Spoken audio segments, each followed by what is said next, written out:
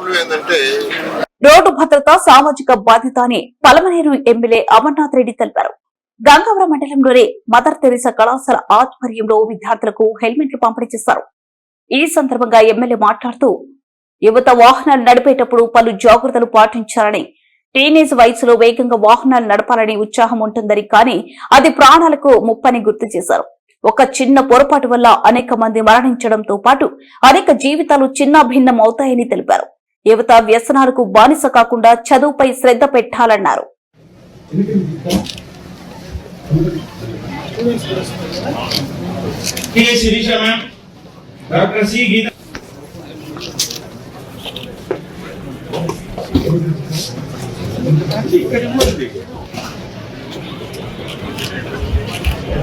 गिरी sir, G Uma Mahesh sir, S Mrinal Kashyap sir, M Purnachandra sir, T Shivakumar sir,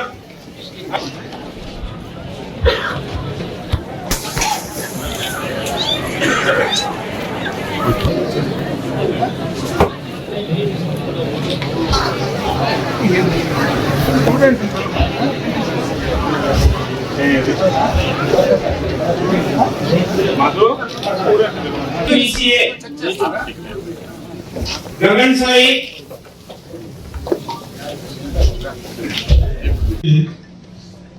కాలేజీకి సంబంధించినటువంటి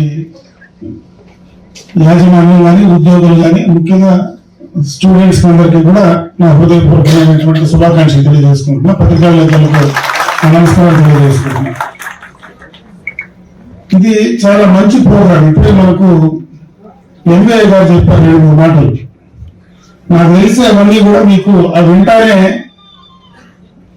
ఆ యొక్క విషయం లోతు మీరు అర్థం చేసుకుంటారని నేను అనుకుంటున్నాను. ఇదేదో ఒక హెల్మెట్లు ఇచ్చేదానికి నేను ఇక్కడికి రాలే, హెల్మెట్లు ఇచ్చేటువంటి కార్యక్రమం కాదు.